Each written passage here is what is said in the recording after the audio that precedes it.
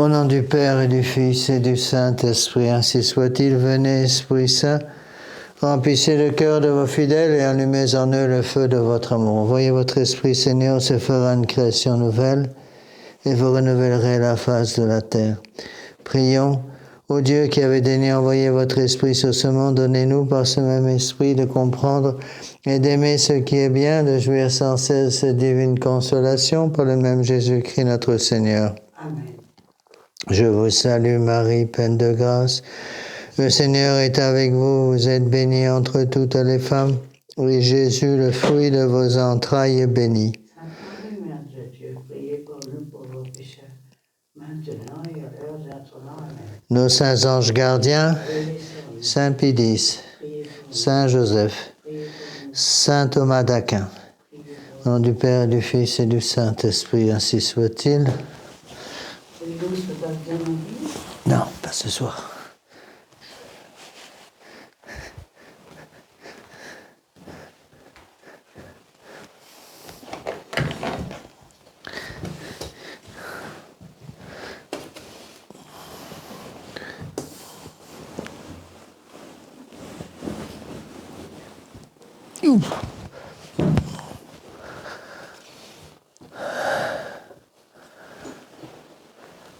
Bon, mes bien chers frères, mes bien chers amis, nous sommes en train d'expliquer une petite perle de Saint Pidis, l'encyclica Cherbo-Nimis, sur l'enseignement de la doctrine chrétienne du 15 avril 1905. Donc c'est un texte court, il y a quelques pages seulement. Dans l'édition que j'ai, elle fait 5 pages. Elle est facile à comprendre, vous pouvez la voir sur Internet, donc téléchargez-la. Elle est également sur le site. Sur le site, vous avez accès à tous les textes que j'étudie en ce moment. Donc vous aurez à Cherbo-Nimis qui a été placé sur le site par Guillaume, je voudrais le remercier. Il a passé sur le site et donc vous avez facilement accès à ce texte. Je vous rappelle les points principaux. Donc, lorsque Saint Pidis a essayé après avoir expliqué ce qu'est le modernisme dans sa grande encyclique Pascendi Dominici Gregis du mois de septembre 1907, il a donné des conseils de lutte contre le modernisme. Et un de ces conseils, évidemment, c'est l'étude. L'étude selon la philosophie et la théologie de saint Thomas d'Aquin. Bon.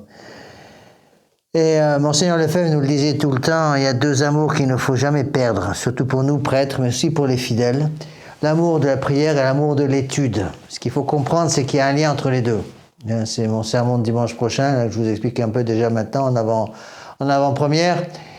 L'amour de l'étude et l'amour de la prière sont unis. C'est-à-dire que si je perds l'amour de l'étude, je vais perdre l'amour de la prière.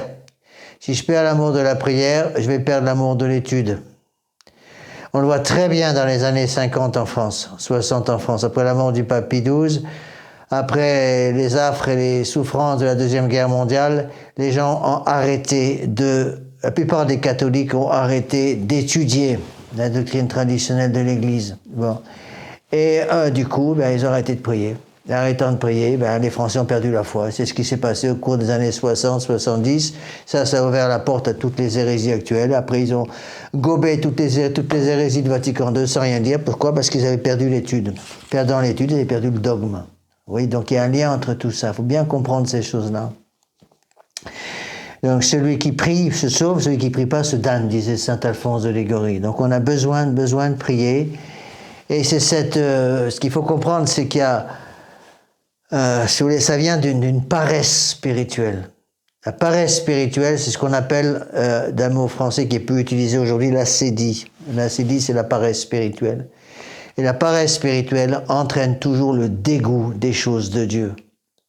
Donc si j'arrête de prier, si j'arrête d'étudier, je vais être dégoûté des choses de Dieu. Oui, c'est une erreur énorme qu'on entend très fréquemment, y compris parfois dans les milieux de la tradition, à savoir que le catéchisme, c'est pour les enfants. Le catéchisme, c'est pour les adultes aussi. Il y a un catéchisme pour les enfants. C'est sûr qu'il faut commencer à expliquer le catéchisme aux enfants quand ils sont tout petits, mais il y a aussi un catéchisme pour adultes et il faut étudier. C'est pour ça que je recommande beaucoup à tous ceux qui m'écoutent sur Internet. Parmi eux, il y en a beaucoup qui connaissent mal leur catéchisme, voire qui ne le connaissent pas du tout. Je reçois régulièrement J'en ai encore reçu un ce matin. Je reçois régulièrement des messages de gens que je ne connais pas, que je connaîtrai sans doute jamais, malheureusement, mais qui me disent, voilà, monsieur l'abbé, je ne connais pas du tout mon catéchisme, qu'est-ce que je dois faire? Je leur dis toujours, reprenez d'abord les bases. Les bases, vous les avez sur le site dame-marie.net, mon site internet, sur la chaîne YouTube. Vous avez, pas sur la chaîne YouTube, sur le site lui-même, dame-marie.net, vous avez un cours complet de catéchisme pour adultes, à partir du catéchisme de Saint-Pédis, du catéchisme du Concile de Trente, de la somme théologique de saint Thomas d'Aquin. Ça m'a pris un gros travail de préparation de ces cours. Utilisez-les, c'est beaucoup plus facile de prier quand on connaît sa foi. Si je me dessèche au niveau intellectuel parce que je n'étudie plus, ben je ne vais plus avoir envie de prier. Malheur à celui qui perd l'amour de la prière. Malheur à celui qui perd le désir, de la prière. Donc, il faut bien comprendre ça. La sédie, c'est à la fois une ignorance, une paresse, un dégoût des choses de Dieu. Quand on se dégoûte des choses de Dieu, ben tout s'écroule. Imaginez quelqu'un qui est trop paresseux pour manger. Imaginez quelqu'un qui est trop paresseux pour boire, qui est trop paresseux pour se nourrir, et qui commence à avoir le dégoût de la nourriture. C'est le problème avec des jeunes surtout, certaines jeunes filles surtout, qui ont certaines maladies de ce genre, qui les dégoûtent de la nourriture. Elles n'ont plus envie de manger du tout. Parce qu'elles pensent qu'il n'y a plus qu'à une seule chose, c'est de devenir aussi maigre que possible, et donc elles ne veulent plus manger. Elles se dégoûtent de la nourriture. Eh bien, elles vont mourir. Vous voyez, c'est aussi simple que ça. Alors attention donc à cet amour, cette connaissance sur l'enseignement de la doctrine chrétienne. Donc il nous faut enseigner la doctrine chrétienne, nous prêtres, vous les parents qui m'écoutez sur Internet, vous devez enseigner cette doctrine chrétienne à vos enfants et surtout leur faire aimer. Le plus difficile, c'est pas d'enseigner la doctrine chrétienne, le plus difficile, c'est de faire aimer la doctrine chrétienne. Si vos enfants aiment la doctrine chrétienne, vous arriverez à tenir le coup tous dans la foi catholique. Mais si vous n'arrivez pas à faire passer l'amour de la doctrine, tout s'écroule. Et c'est, je pense, ça qui explique ce qui s'est passé en France autour des années 60, c'est-à-dire je l'ai déjà expliqué souvent, mais il faut revenir constamment sur ces choses-là. C'est ce qui explique ce qui s'est passé en France autour des années 60, à savoir le fait que les catholiques, si vous voulez, n'ont plus cherché à étudier. Ils pensaient que le catéchisme était pour les enfants, donc ils n'avaient plus besoin d'étudier. Perdant l'amour de l'étude, ils ont perdu l'amour de prière, ils ont arrêté le chapelet, ils ont arrêté... Et du coup, toutes les portes de protection de l'âme sont tombées, sont ouvertes, et le démon est rentré, a fait ce qu'il veut. Alors je vous reprends rapidement les textes, les parties saillantes de cette encyclique, parce qu'on a déjà vu toute la première partie. Donc voilà ce que dit Saint Pédis. C'est une encyclique qui est intéressante aussi dans le sens qu'elle est... D'habitude, les encycliques, je vous l'ai déjà dit, elles sont adressées directement aux évêques. Celle-là, en fait, elle est adressée aux curés. Donc, en dessous des évêques. Souvent, c'est l'Église enseignée qui reçoit les encycliques et qui ensuite enseigne. Ici, elle est adressée bien sûr aux évêques, mais en fait, elle est surtout adressée aux curés. Donc, à l'Église enseigne, je reprends ce que je viens de dire une bêtise. D'habitude, ces encycliques sont adressées directement à l'Église enseignante, c'est-à-dire aux évêques. Et ensuite, les évêques transmettent. Bon. Ici, cette encyclique est en fait d'abord adressée en fait à l'Église enseignée, c'est-à-dire aux curés. Les curés, les prêtres, nous simples prêtres, nous sommes l'Église enseignée, c'est pas l'Église enseignante. Dans la pratique, l'Église enseignante, les évêques, le corps épiscopal donne aux prêtres, aux simples prêtres, et aux curés d'abord, puis aux simples prêtres que je suis, comme moi, le pouvoir, la possibilité d'enseigner. Donc les prêtres deviennent dans la pratique, même si en théorie ils ne sont pas église enseignante, dans la pratique ils deviennent partie de l'église enseignante. Voilà ce que dit Saint Pédis. Nous croyons qu'il faut adhérer au jugement de ceux qui attribuent le relâchement actuel des âmes et leur faiblesse avec les maux si graves qui en résultent principalement à l'ignorance des choses divines, dit Saint Pédis. Nous affirmons qu'une grande partie de ceux qui sont condamnés au supplice éternel de l'enfer doivent cet irréparable malheur à l'ignorance des mystères de la foi, qu'on doit nécessairement savoir et croire pour être admis au nombre des élus.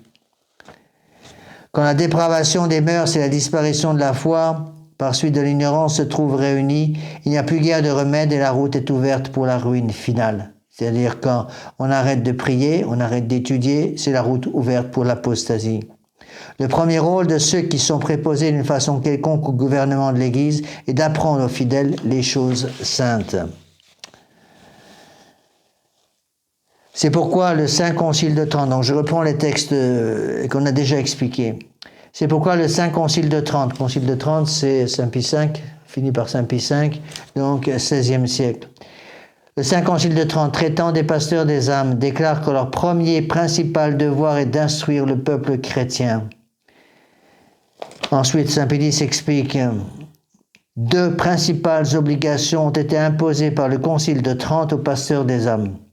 L'une d'adresser au peuple les jours fériés des discours sur les choses divines, ça c'est le prône, ce qu'on appelle le prône, c'est-à-dire le sermon du dimanche. L'autre d'apprendre aux enfants et à tous les ignorants les éléments de la loi divine et de leur foi, et de la foi. Peut-être en effet certains prêtres désireux de diminuer leur besogne voudraient se persuader que le prône, c'est-à-dire le sermon du dimanche, peut tenir lieu de catéchèse. Il suffit de réfléchir pour voir que c'est une erreur. Dans la pratique, malheureusement, surtout dans nos chapelles, les milieux traditionnalistes, c'est les vacantistes, moi c'est ici un problème que j'ai dans la chapelle de Tanus, ici entre Albi et Rodez. Dans la pratique, qu'est-ce qui se passe? Les gens ne peuvent pas venir plusieurs fois, donc ils vont venir qu'à la messe le dimanche. Et donc il faut tout faire avec le prône du dimanche, c'est-à-dire tout faire avec le sermon du dimanche. C'est la raison pour laquelle j'ai augmenté un peu le temps de mes sermons. Avant, je prêchais 20 minutes, maintenant je prêche 25 minutes, voire même une demi-heure le dimanche, parce que j'ai beaucoup de choses à donner et que j'ai qu'une seule occasion pour le faire, c'est le sermon du dimanche. Avant, encore une fois, on verra ça plus tard avec le texte de Saint Pie X, les fidèles qui habitaient autour de l'église, dans les villages c'était comme ça, ils revenaient en début d'après-midi pour le catéchisme pour adultes, il y avait encore une conférence souvent avant les vêpres, il y avait des tas d'autres choses qui étaient faites. Nous on ne peut pas faire tout ça. On arrive déjà difficilement à faire venir les gens une fois par semaine le dimanche, et encore souvent ils ne peuvent pas venir tous les dimanches parce qu'ils habitent trop loin, et les gens qui doivent faire 250 km pour venir à la messe, on en a pas mal qui viennent ici qui habitent très loin, qui doivent faire 250 km aller pour venir à la messe, on ne peut pas leur demander de venir en plus une fois par semaine pour faire un cours de catéchisme pour adultes. C'est aussi la raison pour laquelle j'ai mis tout ça sur Internet, pour que les gens puissent avoir sur Internet. Et comme vous avez maintenant les cours sur Internet, sur le site dont je m'occupe, je dirais vous n'avez plus d'excuses. Ceux qui m'écoutent, je leur demande de faire un gros effort pour écouter ces cours, travailler ces cours. Pas simplement le cours des actes du magistère que je publie tous les mercredis soirs, quand je suis là, mais aussi les autres cours. Donc commencez par les bases, encore une fois, d'abord le catéchisme pour adultes que j'ai mis. Vous pouvez aussi aller avec les explications de la somme théologique de saint Thomas d'Aquin, l'explication des évangiles à partir des pères de l'Église. Vous avez beaucoup de choses sur le site, travaillez, obligez-vous à travailler. Donc, le Saint-Évangile, dit le pape Saint Pie X, s'adresse à des auditeurs qui doivent déjà posséder les éléments de la foi. On peut appeler cela le pain qu'on distribue aux adultes. Mais l'enseignement catéchétique est ce lait dont l'apôtre Saint Pierre dit que les fidèles doivent le désirer sans artifice comme des enfants nouveau-nés. C'est la raison pour laquelle les gens acceptent à peu près n'importe quoi aujourd'hui. Ils ne font pas attention. Les gens modernes, les catholiques modernes ont perdu le catéchisme. Ils ne connaissent plus du tout la doctrine. La doctrine, si vous demandez à un catholique moderne, un catholique qui va à la nouvelle messe habituellement le dimanche, est-ce que vous avez déjà lu le catéchisme du Concile de Trente? Bien sûr, ils ne l'ont jamais lu. Est-ce que vous avez lu le catéchisme de Saint Pie X? Bien sûr, ils ne l'ont jamais lu. Ils ont peut-être quelques catéchismes modernes qui valent rien du tout, qui leur enseignent des bêtises, et il n'y a plus un qui réagit. Pourquoi? Ils ne réagissent plus parce qu'ils n'ont plus les bases. Ils n'ont plus les bases. Quand je dis, par exemple, aux gens qui viennent me voir, qui ne sont pas de la tradition, ça arrive régulièrement. Et je suis heureux de toujours recevoir ces gens-là dans mon bureau. Quand ces gens viennent me voir, je me rends très bien compte, ils ne connaissent pas du tout leur catéchisme. Ils ne connaissent pas du tout leur catéchisme. Les premières choses qu'il faut, encore une fois, c'est reprendre les bases. Reprendre le catéchisme. C'est pour ça que l'enseignement de la doctrine chrétienne est tellement important. Alors, continuons avec le texte de Saint Pie X. Donc, encore une fois, là, je reprends à la droite, je me suis arrêté, donc, parce que j'utilise toujours la même technique, c'est-à-dire les premières 10 minutes du cours, je reprends ce qui a été fait avant. Donc, on est dans Acer Bonimis, Saint Pie X, enseignement de la doctrine chrétienne, 15 avril 1905. Voilà ce que dit Saint Pie X. À partir où on s'est arrêté. La tâche du catéchisme consiste à prendre pour sujet une vérité qui se rapporte à la foi ou à la morale chrétienne et à la mettre en lumière sous toutes ses faces. Mais comme le but de l'enseignement doit être la réforme de la vie, le catéchisme comparera ce que Dieu commande de faire et ce que les hommes font dans la réalité. Bon. N'oubliez pas que donc, c'est ce que dit ici Saint Pédis, le but de l'enseignement catéchistique, c'est la réforme de vie. Ça veut dire que ça ne sert pas à grand-chose de connaître son catéchisme par cœur. Je connais des gens qui connaissent leur catéchisme par cœur et dans la pratique, ils vivent comme des païens. D'accord? Donc il faut connaître la foi catholique, mais vivre comme un catholique. Si je pense comme un catholique, mais je vis comme un protestant, qu'est-ce qui va se passer? Si je pense comme un catholique et que je vis comme un protestant, dans la pratique, un jour, je penserai comme un protestant. Et cette phrase, elle n'est pas de moi, hein, c'est une application de la phrase d'Ernest Hello. Il disait ça, il a parfaitement raison. On peut donner des tas d'exemples. Quand je parle aux jeunes filles, surtout confessionnelles, je leur dis souvent, quand elles s'accusent de mal s'habiller, j'ai dit attention, si vous habillez comme une prostituée et que vous pensez comme une catholique, un jour, vous penserez aussi comme une prostituée. Pourquoi? Parce que quand la multiplication des actes va changer la façon de penser. Voyez? Donc, le but de l'enseignement catéchistique, c'est la réforme de vie. C'est pour ça que dans le catéchisme, il y a plusieurs parties. D'abord, on explique, le catéchisme traditionnel va expliquer ce qu'il faut croire. Quelle est la prière qui nous explique ce qu'il faut croire? Comment ça s'appelle? Notre Père. Non. La prière qui nous donne tout ce qu'il faut croire. Credo. Le credo, exactement. Donc la première partie du catéchisme, c'est le credo. Le credo, c'est tout ce qu'il faut croire. Après, deuxième partie, tout ce qu'il faut faire. Qu'est-ce qui nous explique tout ce qu'il faut faire? Qu'est-ce qui résume toute la loi du bon Dieu? Vous savez ça? Qui résume La loi du bon Dieu. notre Père. Non, notre Père, c'est autre chose. Qu'est-ce qui résume la loi du bon Dieu? Si on demande la loi du bon Dieu, c'est quoi? Qu'est-ce que vous répondez? La charité. Non. La charité, oui, indirectement. La loi du bon Dieu, c'est les commandements. Ben oui. Et donc, le credo, la foi, ce qu'il faut croire. Je crois en Dieu, le Père Tout-Puissant, Créateur du ciel, etc. Après, les commandements. Un seul Dieu, tu adoreras, aimera parfaitement, tu ne mentiras pas, tu ne voleras pas, tu ne parleras pas à la femme de ton prochain, etc. Vous avez dit commandements, ça, c'est ce qu'il faut faire. Donc, d'abord, on étudie la foi, le credo, puis ce qu'il faut faire, les commandements, puis ce qu'il faut désirer. Quelle est la prière qui nous indique tout ce qu'il faut désirer? Notre Père. Notre Père, ça c'est vrai. Donc notre Père, c'est tout ce qu'il faut désirer. Notre Père qui êtes aux cieux, que votre nom soit sanctifié, que votre règne arrive, que votre volonté soit faite. C'est ce qu'il faut désirer. Donc on croit que le credo, on vit selon le credo par les commandements, on garde le désir des choses divines, la prière, c'est donc le Notre Père, ce qu'il faut désirer. Et la dernière partie du credo, c'est quoi? Il faut des moyens pour mettre tout ça en pratique. Qu'est-ce qui va nous donner la grâce nécessaire pour mettre en pratique tout ça? Comment on la reçoit, la grâce? La communion. Oui, la communion, c'est quoi? Un sacrement. Voilà, donc la dernière partie du cours, c'est quoi? Les sacrements. Donc, dans un catéchisme traditionnel, il y a 4 parties. Le credo, les commandements, le Notre Père et les sacrements. Le credo, tout ce qu'il faut croire. Le commandement, tout ce qu'il faut faire. Le Notre Père, tout ce qu'il faut désirer. Les prières, donc. Et le moyen de tout mettre en pratique, les sacrements. Là, vous êtes toute la foi catholique. C'est comme ça qu'est divisé le catéchisme du Concile de Trente. Et c'est comme ça qu'est divisé aussi le catéchisme de Saint-Pédis. Vous voyez? Avant, il y avait les questions et les réponses. Ben oui, mais ça suit cet ordre-là. Dans le catéchisme moderne, c'est du n'importe quoi. Parce que justement, ils n'ont plus ces bases. Ils n'ont plus ces bases. Et du coup, ben, petit à petit, les gens ont perdu la foi. D'autant plus, ils ont perdu la foi d'autant plus rapidement qu'ils ne connaissent pas la doctrine. Bon. Quand je dis aux gens qui me disent, Monsieur l'abbé, il y a quand même des choses dans ce que dit Bergoglio à Rome aujourd'hui qui sont ahurissantes. Je dis oui, c'est exact, vous avez parfaitement raison de me dire ça, mais ça vient de Vatican II, et Vatican II dit des choses aussi complètement ahurissantes.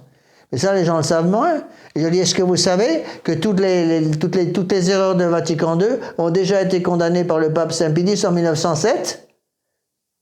C'est-à-dire 60 ans avant 60 ans avant le Concile Vatican II, Saint Pie X s'est donné la peine de condamner tout ce qui allait être enseigné par l'Église de Vatican II à partir de 62-65 au Concile Vatican II. Les gens ne savent pas tout ça. Et quand je leur dis ça, ils me regardent avec des yeux ronds, disant, mais monsieur l'abbé, on ne nous a jamais dit ça. Mais c'est le problème. C'est pour ça que, faites attention pour ceux qui ont écouté le cours sur le Pascendi Dominici Gredis, la condamnation du modernisme que j'ai expliqué en long, en large et en travers pendant 40 ou 50 cours, bien comprendre que ces idées que Saint Pie X condamne en 1907, il ne les condamne pas comme ça dans les nuages. S'il les condamne en 1907, c'est parce qu'il sait très bien qu'elles vont arriver. En 1907, elles ne sont pas encore officiellement enseignées. Quand est-ce que ces idées hérétiques vont être officiellement enseignées? C'est avec le Concile Vatican II. Le Vatican II, c'est quand? 62-65. Qu'est-ce qui résume toutes les erreurs de Vatican II? Si vous voulez résumer toutes les erreurs de Vatican II, qu'est-ce qu'il faut dire comme mot? Les erreurs de Vatican II, c'est l'homme qui prend la place de Dieu, tout simple. Et ça se traduit par 3 mots: liberté, égalité, fraternité. Liberté, égalité, fraternité. Qui est-ce qui a concocté ces 3 mots? C'est la franc-maçonnerie, ça c'est 1917. 1717, pardon, 1717, fondation de la franc-maçonnerie, avec ces 3 mots: liberté, égalité, fraternité. Quels sont les 3 mots qui caractérisent l'Église catholique et l'enseignement catholique? Pauvreté, chasteté, obéissance. Donc d'un côté, vous avez pauvreté, chasteté, obéissance. De l'autre côté, vous avez liberté, égalité, fraternité. Pauvreté, chasteté, obéissance, ça nous monte vers du bon Dieu. Égalité, liberté et fraternité, ça nous fait descendre vers l'homme.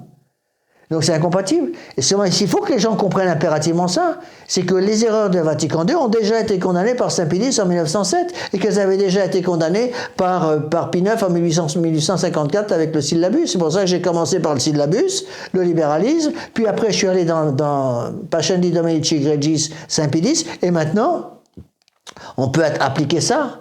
Et si on ne comprend pas, si on dit, bon, très bien, moi je suis entièrement d'accord avec Saint Pie X, mais en même temps je veux accepter Vatican II, c'est impossible. Vous ne pouvez pas accepter Vatican II et accepter Saint Pie X en même temps. Il y a un des deux qui va passer par la fenêtre. Hein. Puisque Saint Pie X dit le contraire de Vatican II et Vatican II dit le contraire de Saint Pie X. Mais bien sûr, qu'est-ce que dit Vatican II? Vatican II, c'est l'homme.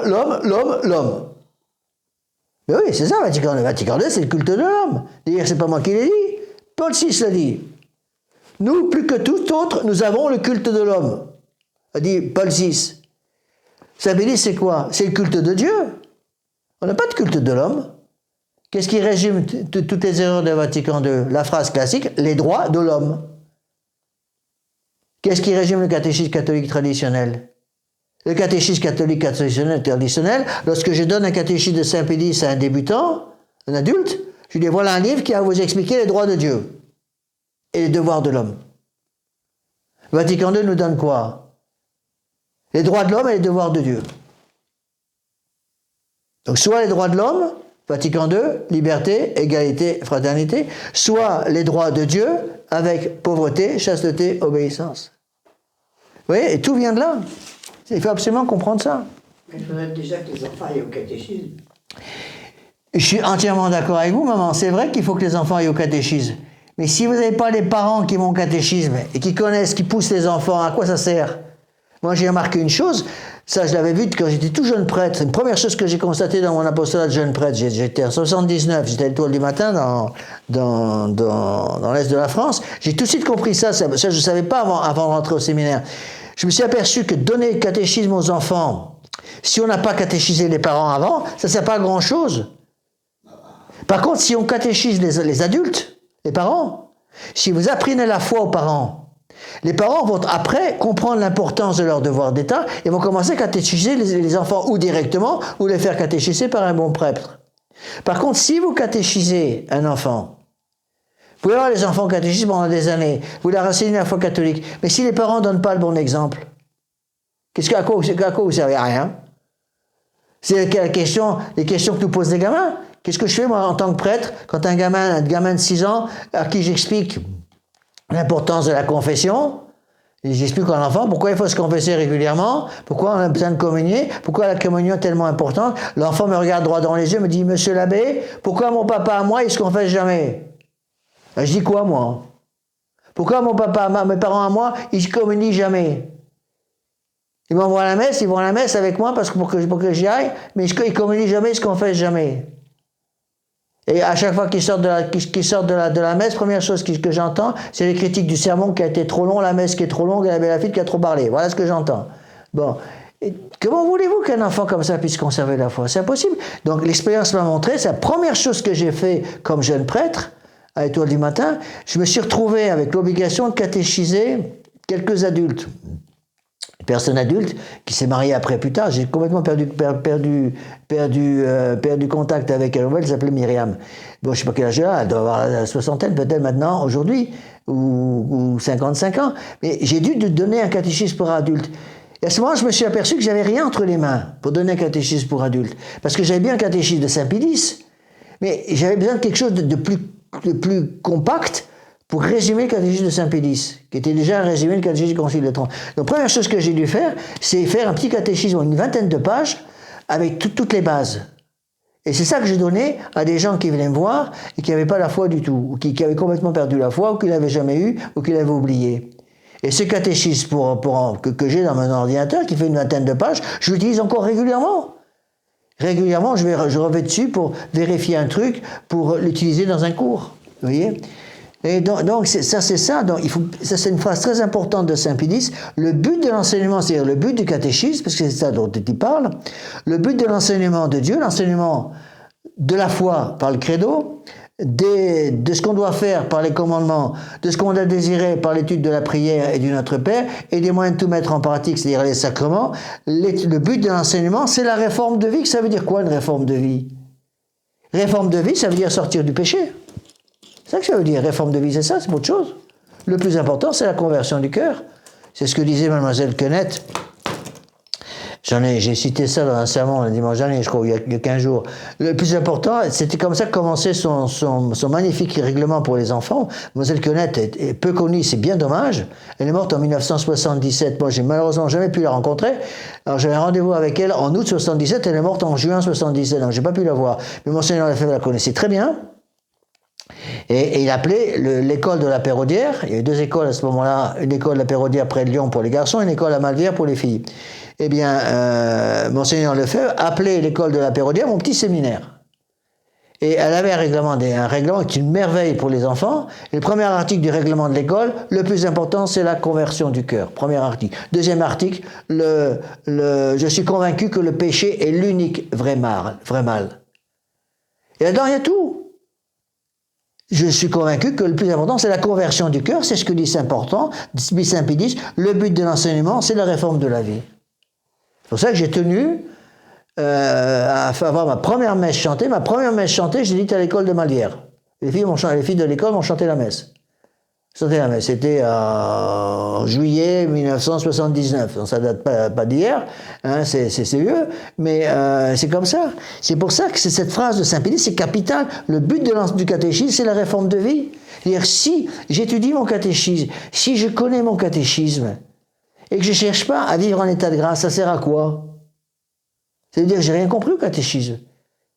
Il y a des gens qui connaissent par cœur les commandements de Dieu dans l'ordre et dans le désordre. Mais s'ils ne vivent pas selon ces commandements, ça veut dire quoi? Ça sert à quoi? Vous voyez? Donc, le plus important, c'est de vivre selon sa foi. Si je connais mes commandements par cœur, si je connais mon catéchisme par cœur, mais que je vis comme un parpaillot, un jour, je vais penser comme un parpaillot. Et c'est ce qui se passe actuellement, c'est ce qu'on voit partout. Et ça a entraîné l'apostasie complète. Si je pense comme un catholique et que je vis comme un païen, un jour je vais penser comme un païen. Si je commence à penser comme un païen, évidemment, il y a un lien entre les deux. Donc, je pense comme un catholique, mais je vis comme un païen. Deuxième étape, ma foi comme catholique va disparaître, je vais penser comme un païen et vivre encore plus comme un païen. À chaque fois, on descend d'un cran. Et du coup, ça entraîne l'apostasie. Donc, première étape, je pense comme un catholique, je vis comme un païen. Deuxième étape, je pense comme un païen, donc je vis comme un parpaillot complet. Troisième étape, l'apostasie. Je perds la foi complètement. Et c'est ce qui se passe. C'est ce qui se passe. Et c'est ce qui se passe, ce qu'on voit actuellement. Donc, le but de l'enseignement doit être la réforme de vie. Il faut vivre en état de grâce. Et pour ça qu'une des choses les plus importantes, c'est la confession. pousser les jeunes à la confession. Moi, j'insiste beaucoup là-dessus. Je vais commencer en principe le mois prochain. J'espère pouvoir commencer enfin ce que je vais faire depuis longtemps, une espèce de tiers-ordre, une espèce de petit tiers-ordre ici pour la paroisse. J'ai déjà retrouvé les textes anciens qui étaient sur mon ordinateur depuis longtemps parce que j'avais déjà fait ça avec le tiers-ordre de la Fraternité Saint-Pédis. Quand j'étais à la Fraternité Saint-Pédis, j'avais fait ça aussi au Mexique et dans d'autres pays, en Espagne aussi, dans d'autres pays. Je vais reprendre ça un petit peu pour essayer de demander à tous les gens qui ont fait la retraite avec moi, il y en a pas mal, les gens qui ont fait la retraite avec moi, de venir, quand ils le peuvent, je voudrais les réunir une fois par mois à la chapelle, à Tanus, là où il y a la chapelle, pendant de 9h30 le matin à 1h de l'après-midi, un samedi par mois. Oui, pour leur donner un petit coup de feu. Oui, c'est un peu froid, donc on retourne un peu le gaz pour les réchauffer un peu sur le plan spirituel. Donc on va commencer par une méditation au cœur, à la chapelle, si c'est pas trop froid. On fera une méditation à la chapelle, une demi-heure, puis la messe. Puis on dira, je leur donnerai une petite conférence sur la vie spirituelle, puis un chapelet, puis une petite conférence de doctrine, et puis un repas tiré du sac. Oui, pour que les gens se réunissent et que ça leur donne un petit coup de feu pour les aider à tenir le coup, arriver à conserver la foi. Vous voyez ? Donc encore une fois, ça suffit pas de connaître son catéchisme. Il faut vivre selon le catéchisme. Sinon, regardez ce qui se passe aujourd'hui. Les gens maintenant sont capables d'accepter des horreurs de Bergoglio à Rome, mais des horreurs. C'est plus que des inepties, c'est des hérésies complètes, c'est l'apostasie complète de Bergoglio à Rome, François à Rome, et les gens ne disent plus rien. Les gens ne disent plus rien. Vous voyez, au Moyen-Âge, un pape qui aurait dit « Les différentes religions de la terre sont différents moyens de parler à Dieu. Donc vous pouvez aller au même Dieu par n'importe quelle religion. » Mais qu'est-ce qu'ils auraient dit, les catholiques en France, par exemple, au Moyen-Âge, si un pape avait parlé comme ça? Allez chercher le bois, les feux. On fait un feu, on met ce gars là-dedans. Parce qu'ils auraient compris. Mais c'est de l'hérésie, ça. Maintenant, on peut sortir des imbécilités pareilles. Plus personne bouge. Les personnes ne bougent pas. Peu de gens ont bougé. Les évêques ne bougent pas. Qui est-ce qui a bougé parmi les évêques? Il y a Monseigneur Vigano. Maintenant, il y a Monseigneur Strickler, qui est l'évêque de Tyler, je crois, au Texas. Monseigneur Vigano a bougé pour se plaindre justement des hérésies du pape. Il a été excommunié par François à Rome. Après, c'est Monseigneur Strickler, qui était l'évêque de San Antonio Tyler au Texas. Je crois que c'est Tyler au Texas. Lui, pareil, il va vite se faire excommunier aussi parce qu'il commence à essayer d'ouvrir les yeux et ses confrères évêques en disant « Mais attention, ça va plus du tout, on raconte n'importe quoi. » Vous voyez ? Donc, il faut faire attention. Donc, la réforme de vie, c'est quoi ? Vivre en état de grâce.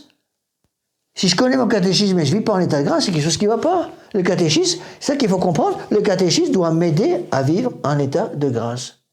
Donc un catholique, c'est quoi? Est-ce qu'un catholique, on peut définir un catholique comme quelqu'un qui connaît son catéchisme? Non, il manque quelque chose à ma définition. Un catholique, c'est quelqu'un qui connaît son catéchisme et qui vit selon son catéchisme. Prenons un exemple plus facile. Est-ce qu'un catholique, c'est quelqu'un qui connaît par cœur les 10 commandements de Dieu? Ça ne suffit pas. Un catholique, c'est quelqu'un qui connaît par cœur les 10 commandements de Dieu et qui les suit dans sa vie de tous les jours. Parce que si vous connaissez les 10 commandements de Dieu et que vous ne les suivez pas dans la vie de tous les jours, ça sert à quoi? Elle est où la foi là-dedans? Et c'est ça le drame. C'est ça le drame.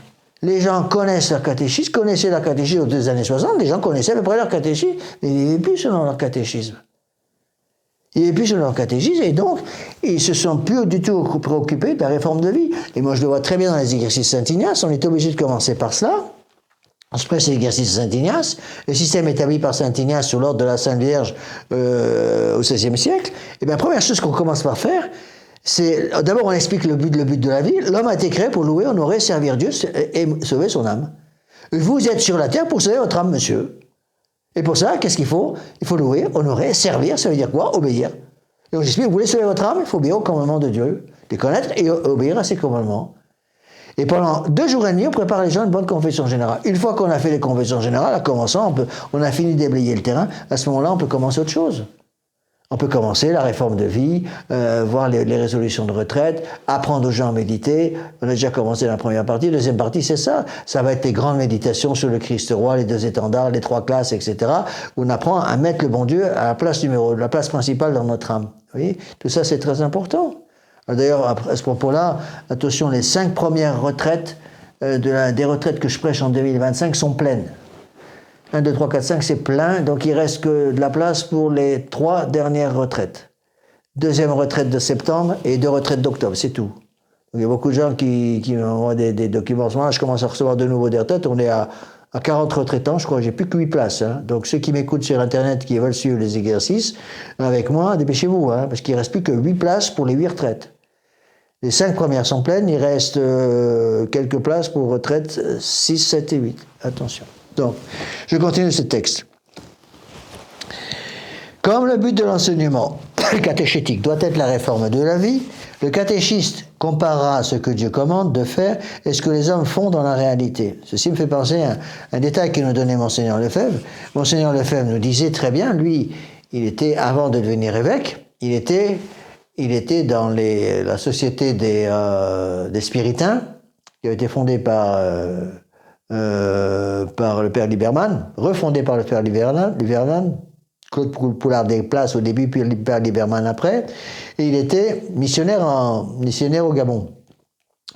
Et j'ai connu je suis allé dans les paroisses où était Monseigneur Lefebvre quand il était, je suis allé bien plus tard que ça, lui était déjà évêque en France depuis longtemps, mais je suis allé visiter les paroisses où il était comme vicaire, comme il était petit curé, jeune missionnaire. Eh bien, on le voyait très très bien, et dans tous ces endroits, les gens disaient, on voyait que donc les catéchistes expliquaient les mystères de la foi, et les gens, les petits noirs qui apprenaient, et les adultes qui apprenaient le catéchisme avec les catéchistes, ils voyaient les prêtres vivre. Et c'est en voyant les prêtres vivre qu'ils se rendaient compte que la foi chrétienne était la véritable foi. Parce que par exemple, les gens là-bas étaient dans l'animisme le plus complet, dans les péchés, ils se vautraient dans les péchés d'impureté avec toutes les femmes qu'ils voulaient, le mépris de la femme, même actuellement au Gabon, à mon avis c'est encore le cas, ils peuvent choisir 4 femmes s'ils veulent, hein.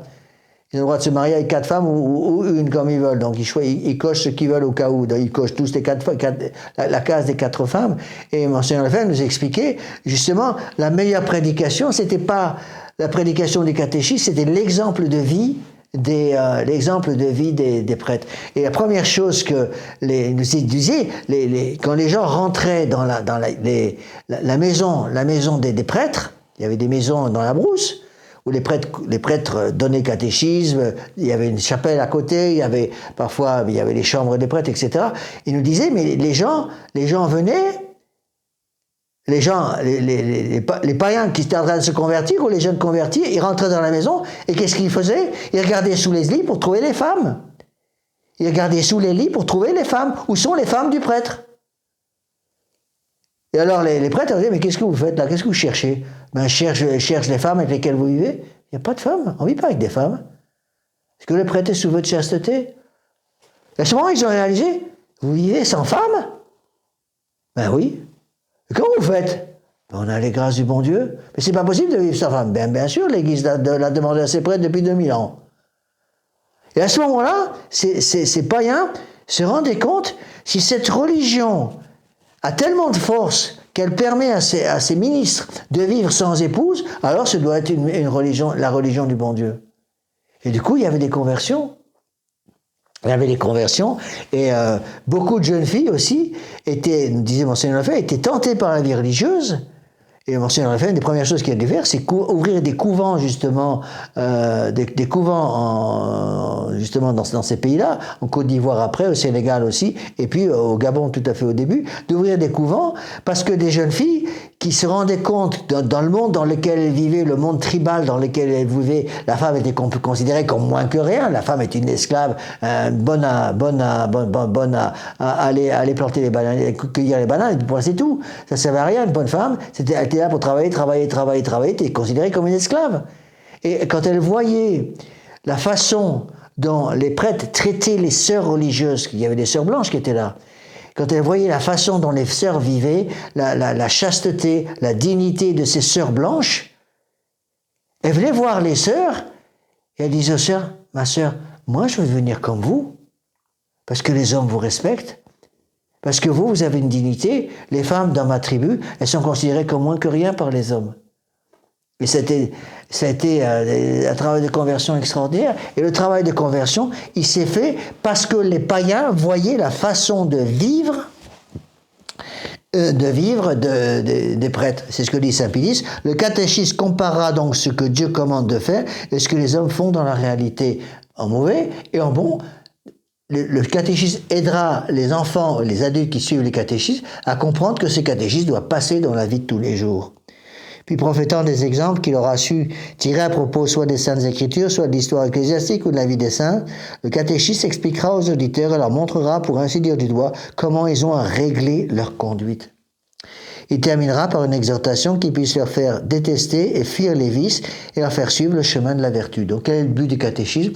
Aider les gens à régler leur conduite, pratiquer une réforme de vie, détester et fuir les vices pour se mettre et suivre le chemin de la vertu. Donc, le but du catéchisme, réforme de vie, changer de vie. Oui, donc, c'est pour ça que c'est tellement difficile, que la foi catholique n'est pas quelque chose de facile dans ce sens-là. Parce que, c'est pour ça qu'il y a même des empereurs romains, au moment des premières conversions des empereurs romains, qui ont attendu très très longtemps avant de demander le baptême. Parce qu'ils se rendaient bien compte que demander le baptême, ça veut dire changer beaucoup de choses dans leur vie de tous les jours, entre autres au niveau de la conquête féminine. Et donc ils attendaient. Il y en a qui se faisaient baptiser sur leur lit de mort, littéralement, et parfois ils étaient trop tard, ils étaient déjà morts quand ils devaient être baptisés. Vous voyez? Pourquoi? Parce qu'ils attendaient le plus longtemps possible. D'abord parce qu'ils disaient j'attends le plus longtemps possible, parce que je peux faire plein de péchés, puisque le baptême ça efface tous les péchés, j'attends le plus longtemps possible. Mais en fait c'est aussi pour ça, parce qu'ils se rendaient bien compte, vivre en chrétien ça veut dire changer de vie, changer de manière de vivre. Donc c'est facile de prêcher le catéchisme. Mais d'obtenir que les gens vivent selon le catéchisme, là c'est beaucoup plus difficile. Donc comment on juge? Vous voyez, moi je disais toujours ça quand je donnais des sermons dans les écoles, surtout aux jeunes filles, parce que j'ai donné des sermons à l'école dominicaine dans le nord de la France. J'y allais une fois par mois pour prêcher là-bas et confesser un peu à la demande de mes supérieurs. Et c'est au Héry, non, c'est pas le Héry, la Vieille-Ville. Bon, c'était près de Saint-Quentin dans le nord, je ne me rappelle plus le nom du couvent. Et je disais aux jeunes filles, surtout aux grandes, je disais, vous savez, moi je vous juge absolument pas sur la façon dont vous suivez la messe. Ça ne veut absolument rien dire. Je vous juge sur votre façon de vivre quand vous rentrez à la maison pendant les vacances. Je dis, vous pouvez avoir toute la foi que vous voulez, si vous ne mettez pas votre foi en pratique, eh bien, on perd son temps. Parce que j'avais remarqué, les sœurs me l'avaient dit, les parents, et je m'avais bien remarqué, parce que j'avais ces jeunes filles, je les avais aussi comme paroissiennes dans ma paroisse quand j'étais à Lille. Elles beaucoup venaient de ces couvents-là, de ces écoles-là. Je me rendais bien compte qu'elles connaissaient leur catéchisme très bien, mais elles vivaient comme des païennes. Elles vivaient comme des païennes. Il fallait voir, elles rentraient le vendredi soir, et dès samedi soir, elles étaient souvent en boîte de nuit avec leur frère, leur grand frère d'ailleurs, qui les poussait à aller en boîte pour sortir et se détendre un peu. Et du coup, elles perdaient l'état de grâce très vite. Vous voyez? Et c'est ça que j'essaie de leur expliquer. Je dis, mais si vous connaissez votre catéchisme et vous ne vivez pas selon votre foi, il y a quelque chose qui ne va pas là-dedans. Vous êtes des révolutionnaires, je dis, vous êtes des révolutionnaires parce que vous prétendez avoir la foi, vous connaissez la foi catholique et vous ne vivez pas selon votre foi. Et j'ai déjà donné l'exemple plusieurs fois, donc je ne vais pas revenir avec les détails, mais dès qu'elle montait dans le train, qu'il les ramenait à Lille ou à Paris, le vendredi soir, elles étaient internes, donc elles rentraient chez elles le vendredi soir, soit sur l'île, soit sur l'île Flandre, soit à la gare du Nord à Paris. Et dès qu'elles étaient dans le train, les sœurs étaient reparties pour retourner à l'école, elles montaient dans le train, la première chose qu'elles faisaient, c'est se changer dans les toilettes pour s'habiller comme les filles modernes. Elles se remettaient en mini-jupe ou en petit pantalon jean moulant, parce qu'elles étaient de nouveau dans le monde. Et je leur disais, je ne juge pas une fille de l'école selon sa façon d'assister à la messe le dimanche. Parce que la façon d'assister à la messe le dimanche, ou quand j'allais dans cette école pour donner la messe en semaine, eh bien, on avait l'impression d'avoir des anges devant nous, c'était magnifique. Ils étaient tout avec une petite voilette blanche sur la tête, on avait l'impression de prêcher à des anges. Des anges, c'est vraiment des anges. Et le samedi, quand elle rentrait chez elle, elle vivait comme les gens du monde. Elle s'habillait comme les gens du monde. Et donc, pour ces jeunes filles, c'était terrible parce qu'on sentait très bien qu'il y avait deux sortes de vie. Il y avait la vie du dimanche, de 10h à 11h30, on est catholique, on vit comme des catholiques, on s'habille comme des catholiques, on essaie de penser comme un catholique, on étudie la foi catholique, et le reste du temps, on vit comme des païens. Sauf quand on est avec les sœurs pendant la semaine, parce que là, on ne peut plus vivre comme des païennes, c'est pas possible, parce que les sœurs nous surveillent. Et donc, elles avaient la vie à l'école où elles vivaient extérieurement comme des catholiques. Le dimanche, c'était plus ou moins impeccable extérieurement, mais dès le samedi toute la journée, elles vivaient comme des païennes. Et dans la pratique, elles vivaient comme des païennes. Elles ne vivaient pas en état de grâce, souvent, malheureusement, parce que justement, elles n'avaient pas compris que la foi catholique, c'est d'abord une praxis. Ça veut dire quoi, une praxis? C'est quelque chose qui se pratique dans la vie catholique. Dans la vie de tous les jours, c'est pas simplement connaître par cœur. Le catéchisme, c'est vivre cette foi catholique. Et c'est là ce qu'explique Saint Pédis. C'est pour ça qu'il dit le but de l'enseignement, c'est la réforme de vie. Alors, je reprends le texte de Saint Pédis. Donc, il termine, il dit, voilà, il explique bien les choses là. C'est très beau son texte. Le catéchisme exhortera pour faire détester les gens, pour faire détester et fuir le vice, leur faire suivre le chemin de la vertu. Nous savons bien, dit Saint Pédis, que cet enseignement de la doctrine chrétienne déplaît à beaucoup, sous prétexte qu'il est médiocrement estimé d'ordinaire et peu fait pour gagner les faveurs du public. Cette appréciation de notre vie est celle d'hommes qui prennent pour guide la légèreté plutôt que la vérité.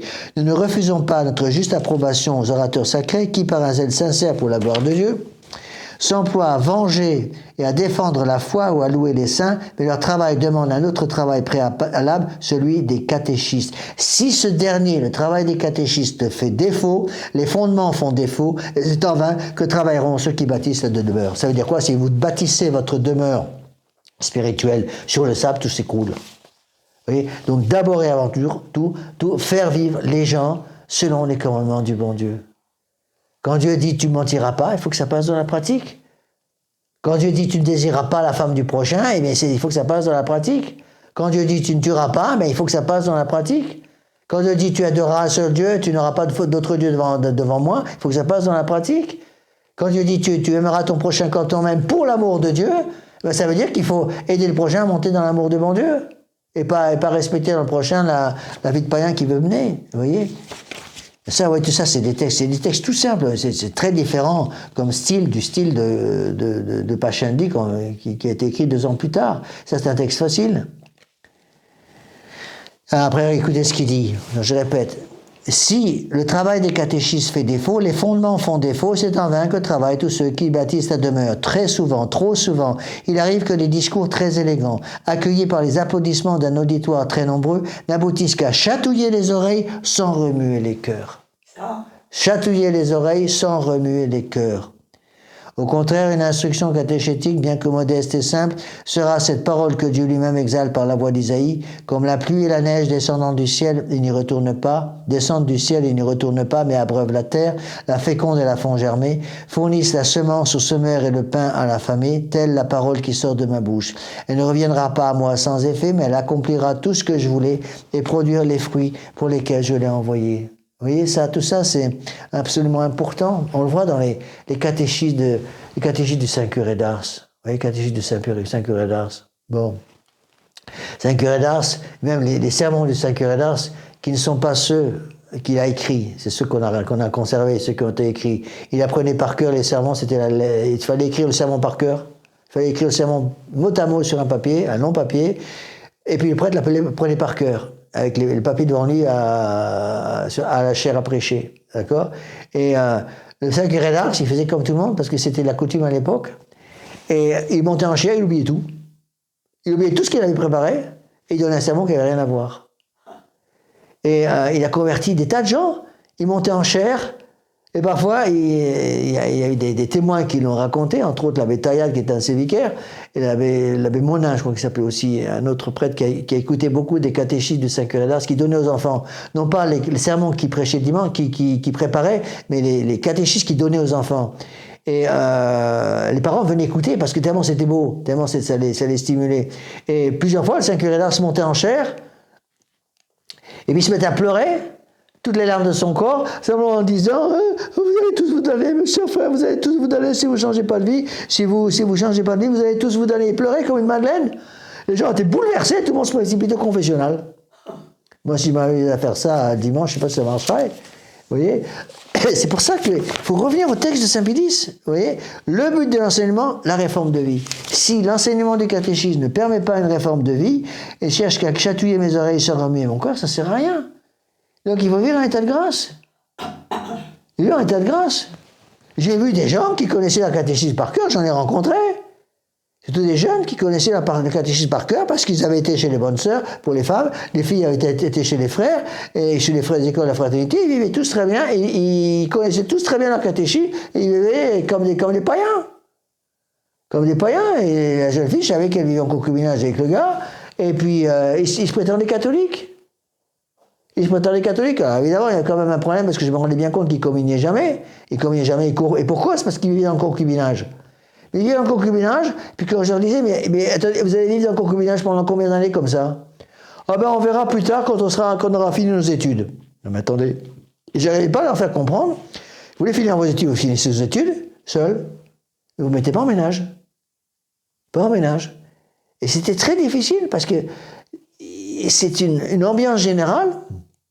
Moi, c'est la raison principale pour laquelle j'ai quitté la médecine dans laquelle j'étais, à la faculté de la Timone à Marseille. J'ai quitté la médecine en courant parce que j'étais dans une énorme fac dans laquelle il y avait des milliers d'étudiants et tous mes copains de fac, tous, pratiquement sans exception, tous, vivaient en concubinage. Ils étaient deux dans leur chambre universitaire. Un homme et une fille, le gars et une fille, tous.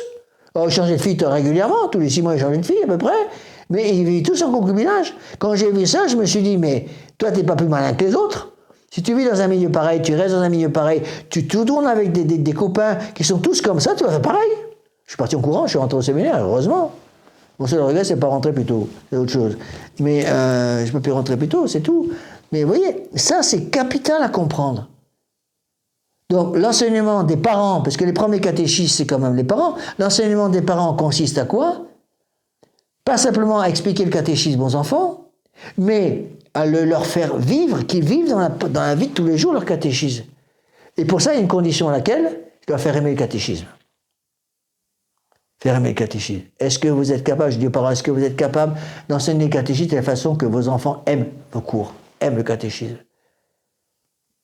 Imaginez un parent qui disent à ses enfants, le dimanche, tout le monde à la messe.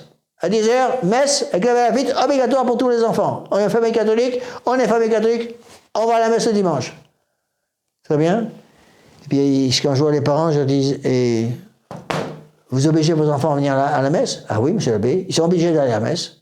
Oui. Ils aiment la messe? Vous leur avez appris à aimer la messe? Ah ben non. Pareil pour le chapelet.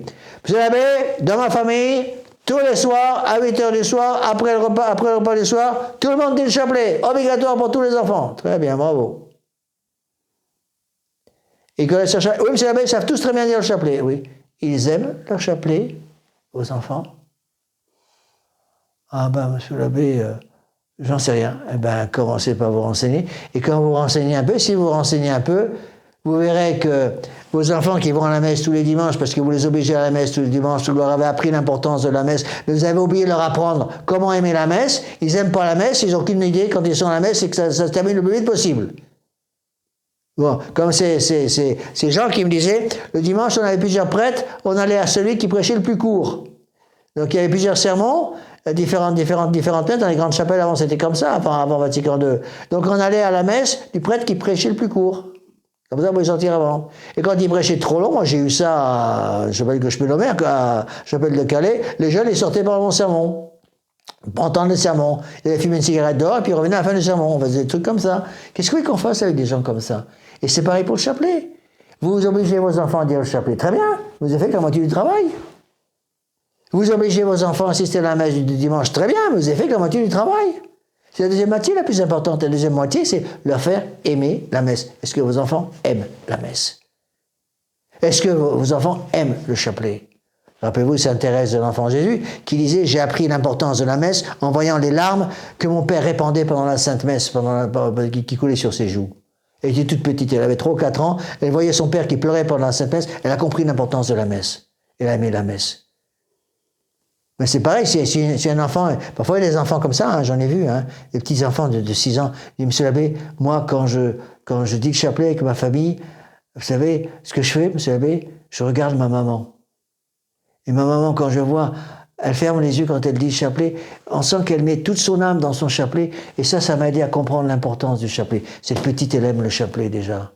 Elle va aimer son chapelet parce qu'elle a vu la façon dont sa mère priait le chapelet.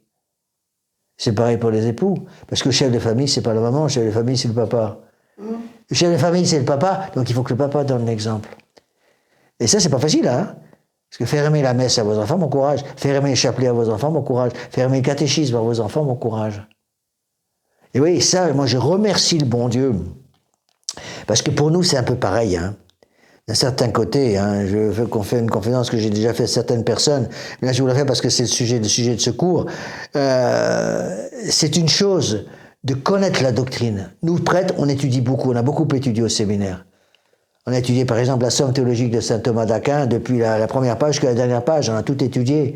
On connaissait bien la somme parce que le Monseigneur Lefebvre tenait à ce qu'on étudie selon les principes de la somme théologique de saint Thomas d'Aquin, selon les principes demandés par le pape Saint Pie X dans Passion X, qu'on a déjà expliqué. Bon, très bien, mais je connaissais des prêtres qui connaissaient par cœur la somme, presque. Ils étaient incapables de la faire aimer.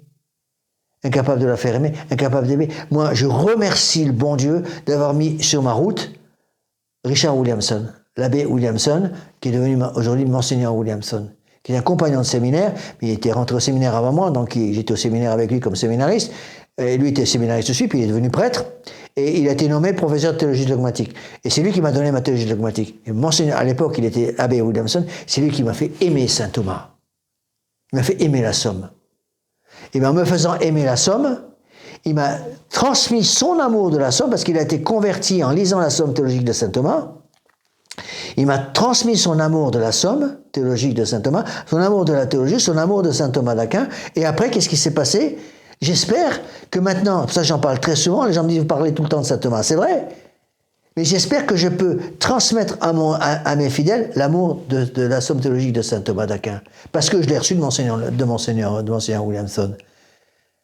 De la même façon, c'est le père Rivière et le père Bariel, surtout le père Rivière qui est mort en 74. Et moi, au moment où je suis rentré au séminaire, c'est lui qui m'a prêché les exercices de Saint-Ignace quand j'avais 16 ans, 17 ans, 18 ans, 19 ans, 20 ans et 21 ans, jusqu'au moment où je rentre au séminaire. Tous les ans, j'allais suivre les exercices de Saint-Ignace en Suisse avec le vieux père Rivière. C'est lui qui m'a fait rentrer au séminaire. Il m'a fait aimer les exercices. Et du coup, quand je suis devenu prêtre, j'ai eu l'occasion de m'engouffrer dans la porte des exercices pour apprendre à les prêcher. J'ai utilisé cette porte et maintenant je les prêche autant aussi souvent que possible. Quand je peux, j'ai prêché, je sais pas combien, 400 fois les exercices de Saint-Ignace et j'ai reçu du séminaire l'amour des exercices de Saint-Ignace, comme j'ai reçu de l'abbé Williamson l'amour de la théologie de saint Thomas d'Aquin. J'ai reçu du père Rivière l'amour des exercices de Saint-Ignace et j'ai reçu de Monseigneur Lefebvre l'amour de l'Église. Et une fois qu'on a reçu cet amour, c'est à nous après de le transmettre. Et j'essaie de transmettre à mes fidèles l'amour de la théologie de saint Thomas d'Aquin, l'amour des exercices de Saint-Ignace, l'amour de la Sainte Messe, l'amour de l'Église que nous a transmis Monseigneur Lefebvre. Et ça, il faut que les parents comprennent ça. Donc posez-vous la question que les parents qui m'écoutent sur Internet doivent se poser, c'est est-ce que mes enfants aiment la foi catholique? Est-ce qu'ils aiment leur catéchisme? Vous voyez? On le voit très bien. Moi, j'avoue. J'ai mes souvenirs d'adolescent quand j'étais à un petit village près d'Auxerre qui s'appelle Moneto dans l'Yonne. Les cours de catéchisme qu'on avait là-bas, c'était nul, absolument nul. Le curé, c'est le curé Costonome, c'était son nom. C'est un brave prêtre, mais il n'arrivait pas à nous faire aimer le catéchisme. En tout cas, c'est pas lui que j'ai reçu l'amour du catéchisme. Vous voyez? Et c'est une question qui m'a hanté tout le temps. Comment faire aimer le catéchisme à mes fidèles? C'est la première question que j'ai dû me poser comme prêtre. comment faire aimer le catéchisme à mes fidèles. C'est pour ça que la première chose que j'ai faite comme jeune prêtre, faire un catéchisme pour adultes, je vous ai dit. Et j'ai commencé à enseigner le catéchisme pour adultes de façon un peu différente de ce que j'avais peut-être reçu, de ce que je faisais un peu beaucoup de prêtres, pour arriver à rendre le catéchisme plaisant, que les gens tombent littéralement amoureux de leur catéchisme. Et vous voyez, et ça, je l'ai vu, ça m'a énormément aidé après. Et après, quand j'ai commencé, que j'ai pu faire à fond les catéchismes pour adultes, par exemple, quand j'étais à Lille, j'avais 100 adultes qui venaient tous les lundis soirs, je crois. Tous les lundis soirs, il y avait 100 adultes qui venaient suivre le cours de catéchisme pour adultes. À la chapelle de Croix dans le Nord, banlieue ouvrière de Nord, de Lille. J'allais, là où j'habitais, je donnais un cours de catéchisme, il y avait 100 personnes qui venaient tous les lundis. Et je vous assure qu'ils suivaient le cours. Parce que j'avais réfléchi à toutes ces choses-là. Comment rendre le cours intéressant? Comment est-ce que ces gens se disent, chouette, aujourd'hui c'est lundi, on va avoir le cours de catéchisme de la Belle-Lafitte. Et qu'ils aient envie de venir. Plutôt que ces jeunes qui se disent, quel déveine, aujourd'hui c'est dimanche, il faut aller à la messe. Bon, vous voyez, ça change toute l'ambiance. Et ils venaient au catéchisme. Et même à la fin, j'avais acheté une machine à café pour après le catéchisme. Les gens prenaient le café après le cours. Il fallait pratiquement que je les mette dehors parce qu'ils ne voulaient plus partir. 10h du soir, ils étaient encore là parce que tout le monde discutait, etc. C'était excellent. Vous voyez? Et ça, c'est capital. Et c'est ce que j'essaie de faire avec le site. Et ma plus belle récompense, c'est ces textes que je reçois. J'en ai encore reçu un hier, des gens que je connais pas, ni d'Ève ni d'Adam, j'ai jamais vu, je les verrai sans doute jamais, qui m'ont dit, monsieur l'abbé, vos cours de doctrine, j'ai commencé à les écouter, c'est magnifique, c'est très intéressant, ça me fait aimer le catéchisme, et maintenant, grâce à vous, on a changé complètement de vie. Bon, une fois, j'ai reçu, je vous l'ai déjà dit, mais c'est des choses, ça vous aide à comprendre ce que j'essaie de vous expliquer là. Une dame qui m'écrit, une jeune femme qui m'écrit, que je connais pas, que je l'ai jamais rencontrée, je la connais pas, elle me dit, monsieur l'abbé, nous voulons, mon mari et moi, vous remercier, parce que grâce à vous, nous nous sommes mariés. Je dis, mais moi, je vous connais pas. Je lui dis, mais je vous connais. Monsieur l'abbé, vous me connaissez pas mon mari, mais on a écouté tous vos cours. Et c'est à la suite de ces cours qu'on a écoutés, entre autres sur le mariage, qu'on vivait dans le concubinage avec mon concubin. On s'est dit, il faut se marier. Et grâce à vos cours, ça nous a fait comprendre l'importance de trouver un prêtre traditionnel pour se faire former. On est allé chercher un prêtre traditionnel qui habitait pas très loin de chez nous. On est allé le voir. On lui a demandé de nous préparer un mariage. Maintenant, on est mariés, monsieur l'abbé, c'est grâce à vous. Deo gratias. Et quand j'ai des cours comme ça, des messages comme ça, je sais, c'est vraiment à faire pleurer. Des gens qui me disent, monsieur l'abbé, avec la grâce du bon Dieu, utilisant vos cours, monsieur l'abbé, on est sorti du péché, j'ai commencé à comprendre l'importance de la confession, l'importance de la communion, maintenant je fais des centaines de kilomètres pour avoir la messe, parce que vous m'avez fait comprendre, vous m'avez fait aimer mon catéchisme. Deo gratias. Vous voyez, ça c'est très important, mais ce que je vous dis là pour le prêtre, c'est aussi valable, attention, et c'est aussi valable pour les fidèles. Hein. Vous voyez, ça, vous voyez, ce texte de Saint Pédis là est tout simple. Hein, c'est pas du tout un texte compliqué, mais on voit là dans ce texte, il est pape, hein, il est pape Saint Pédis. On voit qu'il a été curé en milieu populaire. Il a été d'abord vicaire à Tombolo, au nord d'Italie, puis curé à Salzano avant de devenir directeur du séminaire de Trévise, puis ensuite évêque de Mantoue. Donc il est passé par la petite porte, on sent qu'il a compris tout ça. Vous voyez ? Je continue avec le texte de Saint Pédis. Nous croyons qu'il faut en penser autant de ces prêtres qui, pour mettre en lumière les vérités de la religion, composent des ouvrages de grand travail, ils méritent les plus beaux éloges. Cependant, combien petit est le nombre de ceux qui étudient ces volumes et en retirent un fruit proportionné au travail des auteurs et à leurs vœux. L'enseignement de la doctrine chrétienne, s'il est bien donné, n'est jamais sans profit pour les auditeurs. Et pour enflammer le zèle des ministres de Dieu, il sera bon de le répéter encore, grand est le nombre, et il grandit tous les jours, de ceux qui ignorent tout, en fait, de religion, ou qui ont de Dieu et de la foi chrétienne une connaissance si insuffisante qu'elle ne les empêche pas, dans le plein jour de la vérité catholique, de vivre à la façon des idolâtres. Combien, hélas, nous ne disons pas d'enfants, mais d'adultes et d'hommes sur le déclin de l'âge, qui ne savent rien des principaux mystères de la foi et qui, entendant nommer le Christ, répondent « Qui est-il pour que je croie en lui ?» Vous voyez, Saint Pédis écrit ça en 1905. Donc en 1905, ils disent combien est nombreux le nombre de gens, de catholiques, dans le plein jour de la vérité catholique, qui vivent comme à la façon des idolâtres. Vous vous rendez compte, ça, ce que dit Saint Pédis, c'est fort, hein? Les gens vivent comme des idolâtres alors qu'ils se prétendent catholiques. De là vient qu'ils ne se font pas qui ne se font pas un reproche de susciter, d'entretenir des haines, d'établir des contrats les plus injustes, de se livrer à des spéculations malhonnêtes, d'accaparer le bien d'autrui par une lourde usure et autres méfaits pareils. En outre, ignorant la loi du Christ, qui ne condamne pas simplement les actes honteux, mais défend même d'y penser volontairement ou de les désirer, il se peut bien que, pour une raison ou pour une autre, ils se gardent des plaisirs coupables, mais ils accueilleront sans le moindre scrupule les pensées les plus impures, multipliant les iniquités au-delà du nombre de leurs cheveux. Et ces choses ne se rencontrent, disons-le encore une fois, non pas seulement dans les campagnes ou chez les pauvres peuples, mais aussi et peut-être plus fréquemment chez les hommes d'une classe plus élevée, voire même chez ceux que la science gonfle, qui, forts d'une vaine érudition, croient pouvoir se moquer de la religion et blasphèment tout ce qu'ils ignorent. Vous voyez ? Et c'est ça qui a provoqué la Révolution française. C'est ça qui a provoqué la Révolution française.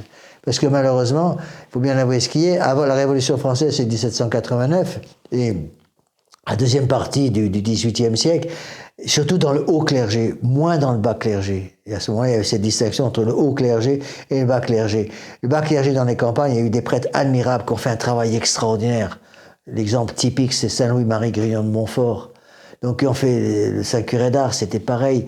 C'était cette même époque. Le Saint-Curé d'Ars, il est arrivé juste à peu près après la Révolution, quoi. Ou pendant la Révolution. Donc, ils ont été le bas clergé a fait un travail extraordinaire. Mais dans le haut clergé, il y a eu beaucoup de catastrophes.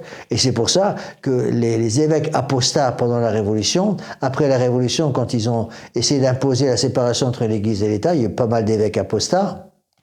Le plus connu, c'était Talleyrand, un évêque apostat. Mais il y a eu peu de prêtres apostats dans le bas clergé, très peu.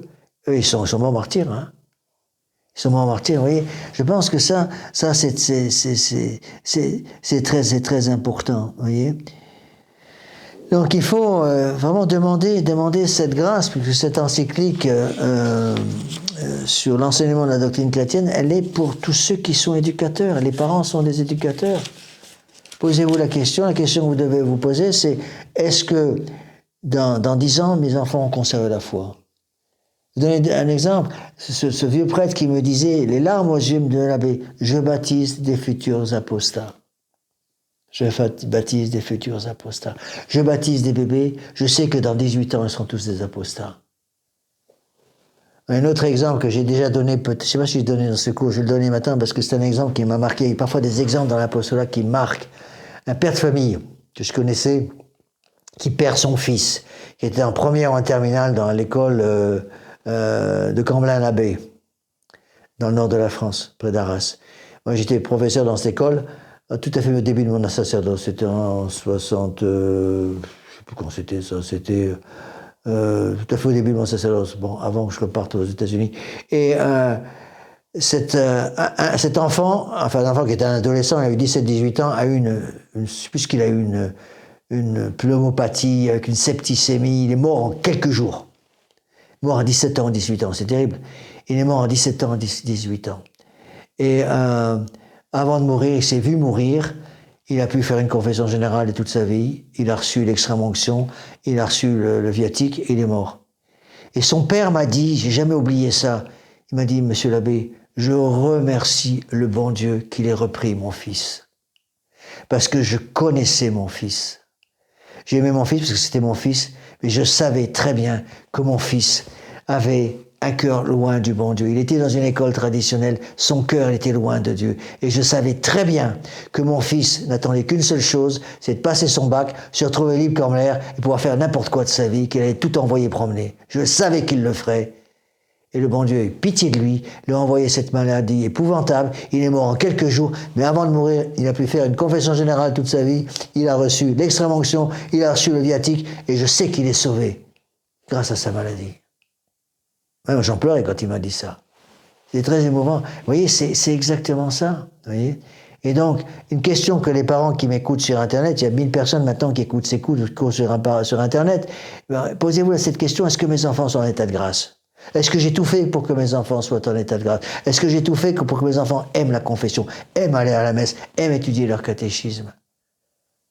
Oui, c'est ça qu'il faut quand on voit le temps perdu, par exemple, même dans les milieux catholiques, par des gens qui sont tout le temps en train de, par exemple, le temps qu'ils perdent avec des jeux vidéo, des machins comme ça, c'est épouvantable. Ils n'ont pas le temps d'étudier leur foi, ils connaissent pas leur foi. Vous voyez, j'ai des gens des fidèles de la tradition qui habitent tout proche, ils viennent même plus à la messe ici, depuis chez moi depuis longtemps d'ailleurs, mais je sais qu'ils n'écoutent même pas mes cours. Ils pourraient écouter les cours, ils pourraient écouter les sermons, ils vont plus à la messe. Ils vivent comme des catholiques pratiquants, non pratiquants malheureusement. Ils n'écoutent même plus mes cours. Ils disent, oh, j'en ai pas besoin, moi je connais mon catéchisme. Oui, tu parles. Ils connaissent leur catéchisme d'enfance, peut-être, mais est-ce qu'ils vivent comme des catholiques? Ils ne vont même plus à la messe le dimanche. Ils vont même plus à la messe le dimanche. Quant aux autres qui nous ont quittés, ils vont à la messe chez des schismatiques qui refusent catégoriquement d'obéir aux ordres du pape Pie XII et qui se prétendent catholiques traditionnels en même temps, en fait, n'importe quoi. Vous voyez, c'est pour ça, relisez ce texte. C'est un texte très facile à lire, contrairement au texte de Pachandi, de Saint Pie X, contre le modernisme. Ça, c'est un texte facile, vous n'avez aucune excuse. Tirez le papier ou prenez-le sur Internet. Lisez-le sur Internet, lisez-le sur le site d'Anne-Marie que j'ai, il y est, et étudiez ces textes, vous voyez. Je continue avec le texte de Saint Pie X. Si l'on ne saurait attendre une moisson d'une terre qui n'a pas encore reçu de semences, comment espérer des générations ayant des bonnes mœurs si elles n'ont pas été à temps instruites dans la doctrine chrétienne? Vous voyez, et ça, c'est encore un point très important, c'est-à-dire que je ne sais plus qui a dit ça.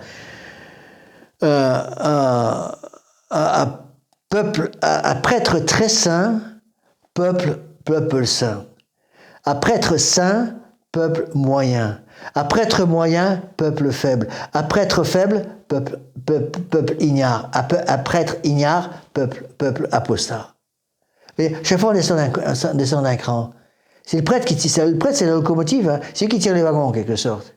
Donc le prêtre doit donner l'exemple. C'est pour ça que le prêtre doit prier énormément, et j'ai bien du travail à faire aussi de ce côté-là, hein, parce que je ne suis pas un saint, loin de là. Le prêtre doit prier, le prêtre doit faire pénitence, justement pour tirer les wagons, attirer les gens vers le bon Dieu. Et ça, c'est le drame, si vous voulez, le drame des prêtres des années 60. Moi, ça m'a beaucoup frappé. J'étais un adolescent à l'époque, mais le drame des années 60, c'était ça. Ces prêtres qui étaient incapables de transmettre l'amour du bon Dieu. Moi, je me rappelle les cours de religion que j'avais, que je suivais volontairement quand j'étais au lycée Jacques Lamiot à Auxerre, quand j'avais seconde, première, terminale. On avait des cours avec un aumônier qui venait, mais on parlait de tout sauf de Dieu, on parlait de tout sauf du catéchisme. Premier jour de mes cours, moi j'y suis allé, au début j'y allais, et c'est ce qu'ils nous demandaient, c'était « De quoi voulez-vous parler ?» De quoi voulez-vous parler? Il était incapable de donner l'amour de sa science. On sent que le catéchisme, ils s'en foutaient. Alors il nous parlait de l'islam, il nous parlait du bouddhisme, etc. C'est comme ça qu'on a un bon professeur. Imaginez un bon professeur de maths. Comment on voit qu'un bon professeur de maths? Il est capable de faire aimer les mathématiques à tous ceux qui dans la classe sont nuls en maths. Là, c'est un bon prof de maths.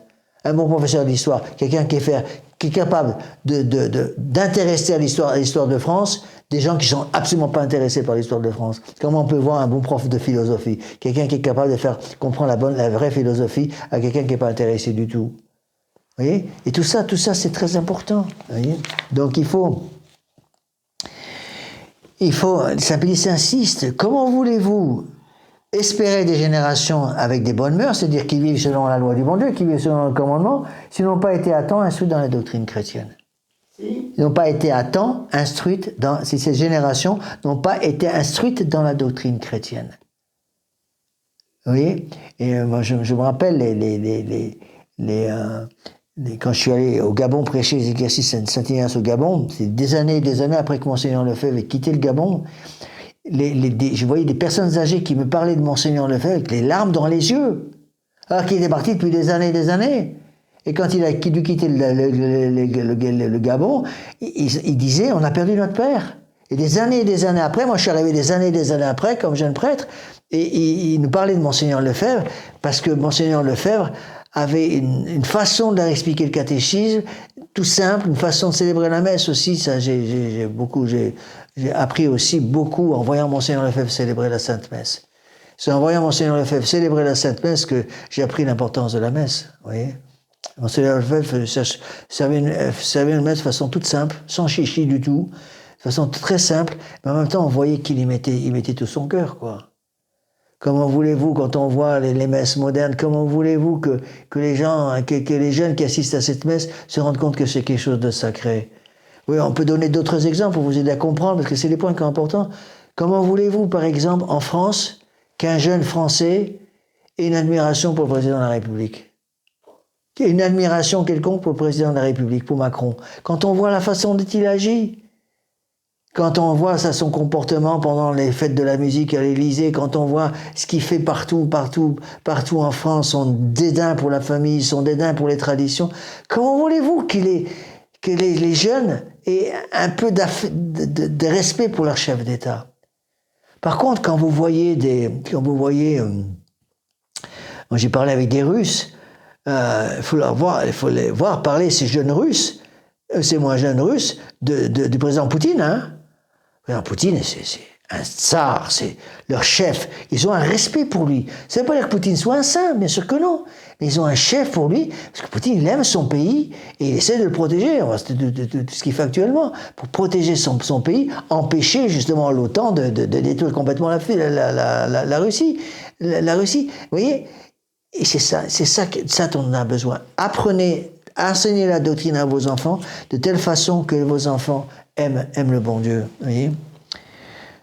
Je reprends le texte de Saint Pélis. De là, nous devons conclure que si la foi s'est alanguie de nos jours, et il parle en 1905, si la foi s'est alanguie de nos jours au point d'être presque mourante chez beaucoup, qu'est-ce qu'il dirait aujourd'hui en 2024 ?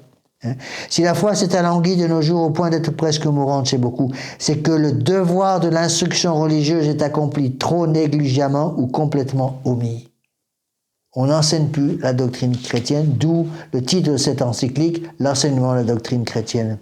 Car on aurait tort, pour se donner un semblant d'excuse, de dire que la foi nous est accordée en don gratuit et conférée à chacun dans le saint baptême. Sans doute, nous tous qui sommes baptisés en Jésus-Christ, nous avons en nous la foi infuse.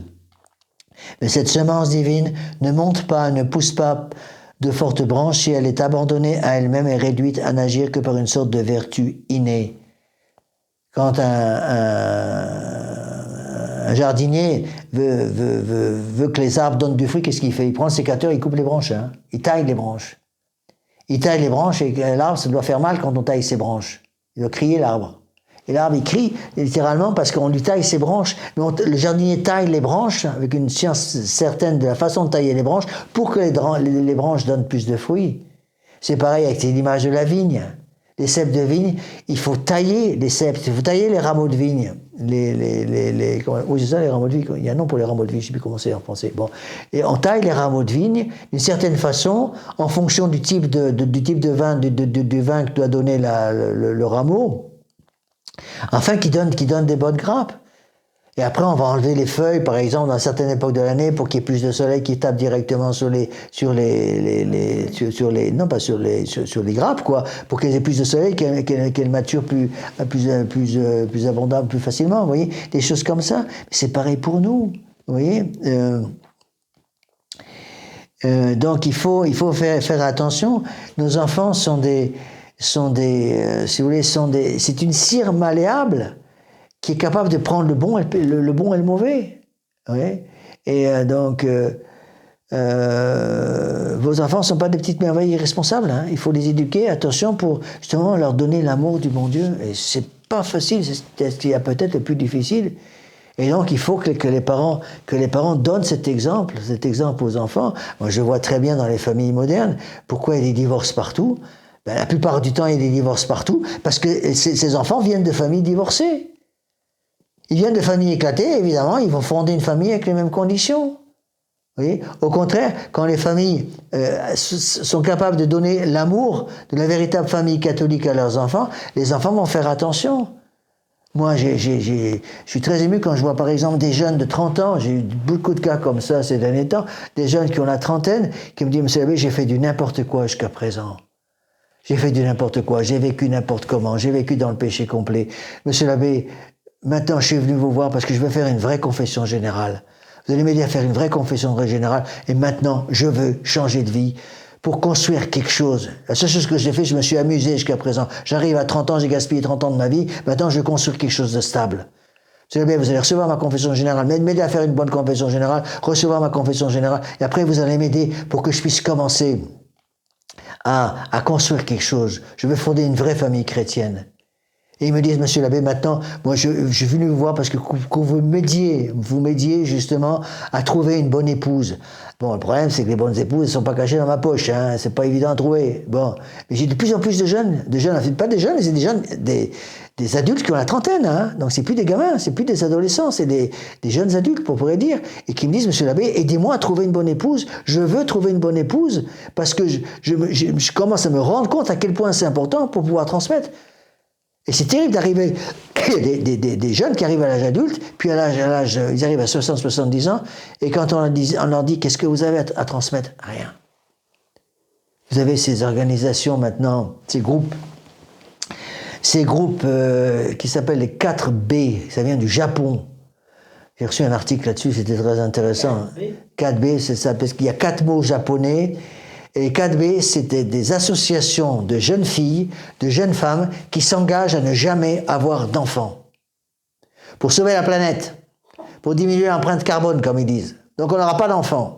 Parce que ces 4 mots en japonais, j'ai oublié les mots, qui veulent dire liberté, liberté, liberté. Donc je fais ce que je veux et je veux surtout pas avoir d'enfants. Hein? Donc on prend tous les moyens pour pas avoir d'enfants. Et c'est terrible parce que maintenant c'est un pays qui va droit dans le mur, et ils se rendent bien compte que dans 50 ans ou 60 ans, pratiquement le Japon aura perdu la moitié de sa population si on continue comme ça, et dans un siècle, il n'y aura plus de Japon. Et ça, c'est une chose qui m'a frappé justement entre autres chez Poutine. Poutine vient d'interdire ce mouvement en Russie. Parce que ce mouvement commence à faire des émules aux États-Unis, évidemment, et ce mouvement a essayé de pénétrer en Russie, et Poutine a fait passer une loi à la Douma russe pour interdire ce mouvement en Russie, parce qu'il ne veut pas que ce genre de publicité passe en Russie pour pousser les jeunes familles à ne pas avoir d'enfants. Il fait le contraire. Et il vient de rétablir un ancien prix d'avant pour les mères de famille qui ont eu 10 enfants au moins, au plus. Donc les mères de famille qui ont 10 enfants ou plus, il y a 10 enfants ou plus, les mères de famille qui ont 10 enfants ou plus ont un prix, en espèce dont j'ai oublié le nom, un prix russe, pour les féliciter d'avoir donné 10 enfants au peuple russe. Et je ne me rappelle plus, mais c'est une somme importante. Une somme importante, je ne vais pas vous dire des bêtises, mais si mes souvenirs sont exacts, c'était un don important en roubles pour les remercier d'avoir accepté d'avoir des enfants. Et en France, on a droit à l'amieux tout ça, parce que la plupart des gens, avant, il y a encore 20 ans, les jeunes filles athées ou modernes voulaient 1 ou 2 enfants, et puis c'est tout. Elles voulaient encore se marier, avoir 1 ou 2 enfants, pas plus. Maintenant, deuxième étape, elles voulaient plus d'enfants du tout, et maintenant, la troisième étape, c'est on ne veut pas d'enfants et on ne veut pas se marier. Pas de mari, pas d'enfants. On veut bien un chat, des chats et des chiens, on ne veut pas d'enfants et pas de mari. Mettons, on vit n'importe comment, donc on va faire écumer les boîtes de nuit et faire du n'importe quoi, mais on ne veut pas d'enfants et pas de mari, on veut être libre. Et on va droit dans le mur comme ça. Les pays sont en train de s'écrouler. Heureusement qu'il y a des chefs d'État, entre autres en Afrique, qui ont dit ces idées-là, on n'en veut pas dans nos pays. Hein.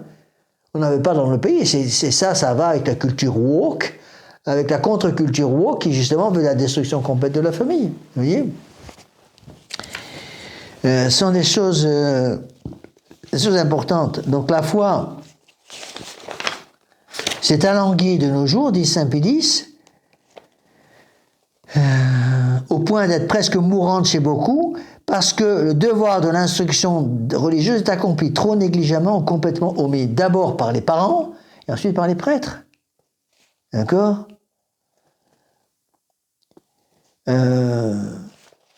Il existe aussi dans l'homme, dès qu'il vit, une intelligence. Elle a pourtant besoin de la parole maternelle qui l'éveille en quelque sorte et la met, comme on dit, en action. Il n'en arrive pas autrement aux chrétiens qui, en renaissant, dit saint Pélis, dans l'eau et le Saint-Esprit, portent désormais en lui la foi. Il lui faut néanmoins l'enseignement de l'Église pour que cette foi puisse s'alimenter, grandir et fructifier. C'est en ce sens que l'apôtre disait, la foi vient de la prédication entendue et la prédication se fait par la parole du Christ. Et pour montrer la nécessité de l'enseignement, il ajoute, comment entendront-ils sans un prédicateur? Si les explications qui précèdent démontrent de quelle importance est l'instruction religieuse du peuple, nous devons veiller avec le plus grand soin, dit le pape Saint Pélis, à ce que l'enseignement de la doctrine chrétienne et l'institution utile entre toutes pour la gloire de Dieu et le salut des âmes reste partout en vigueur ou s'il est négligé quelque part soit restauré. Enseignez le catéchisme à vos enfants, le vrai. Prenez le catéchisme de Saint-Pélis, prenez le catéchisme du Concile de Trente, travaillez vos cours. C'est pour ça que j'ai démarré le site.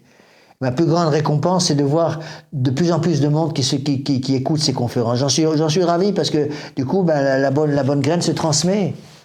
Je ne sais pas moi d'où sortent, encore une fois, j'ai souvent dit, je ne sais pas d'où sortent ces 1000 personnes qui écoutent les cours de doctrine du mercredi soir. J'en sais rien. Mais l'important, c'est que ça se diffuse. Je ne sais pas d'où sortent ces 1000 personnes, ces 1000 familles. Tu sais qu'il y en a 1000. Parce qu'il y a des compteurs. Il y a des compteurs sur les sites. Je sais qu'il y a pratiquement 1000 familles maintenant qui écoutent, qui se connectent pour la messe du dimanche. D'où elles sortent ces familles? Moi, j'en sais strictement rien. C'est des gens que je ne connais pas. Mais Deo Gratias, du coup, ça porte fruit, c'est la graine qui... Moi, j'ai planté un petit grain de blé dans le sillon, j'ai recouvert de terre, et puis après, c'est mon Dieu qui fait le travail. Et puis, il fait germer la graine va donner une plante, la plante va donner un épi, l'épi va mûrir, et ça va donner du sang pour un. Rappelez-vous la parabole des talents, c'est un peu ça. Bon, ma grande consolation, elle est là. Vous voyez? Et là, je me rends compte, encore une fois, avec comment le bon Dieu se sert, si vous voulez, du prêtre comme d'un instrument pour ramener les gens à lui. Je peux vous donner des exemples. Moi, j'en ai vu dans ma vie de prêtre. Un exemple que j'ai déjà donné, c'est en Pennsylvanie. En Pennsylvanie, aux États-Unis, un ingénieur, un monsieur qui était ingénieur. Il avait une grosse famille. Et puis, il avait une fuite d'eau qu'il n'arrivait pas à réparer, parce qu'il fallait un matériel un peu spécial à réparer. Donc, il appelle un plombier. Et le plombier est venu un soir pour réparer la fuite d'eau. Bon. Et donc le papa qui était là, qui était pas connaissant, il connaissait pas grand-chose dans la plomberie, donc il a fait venir un plombier. Le plombier répare la fuite d'eau, le papa était là, discute un peu avec lui. Et puis à un moment, le papa dit au plombier, bon, je vous laisse finir tout seul, parce que c'est l'heure du chapelet, et on est dans la pièce à côté, on va dire le chapelet avec les enfants, et mon épouse. Et puis quand vous avez fini, vous venez frapper à la porte, et puis je viendrai vous régler pour ce que vous avez fait. Et il est allé dire le chapelet. Et il a laissé la porte ouverte. Et le plombier a terminé son travail, et il a entendu ce chapelet. Le père de famille, la mère de famille, et tous les enfants, il y avait 7 ou 8 enfants, à genoux en train de dire le chapelet. Ça l'a bouleversé. D'un seul coup, il s'est rappelé le Je vous salue Marie, le Notre Père qu'il avait appris comme gamin. Il s'est rappelé le Notre Père, le Je vous salue Marie qu'il avait appris comme gamin parce que le plombier était catholique.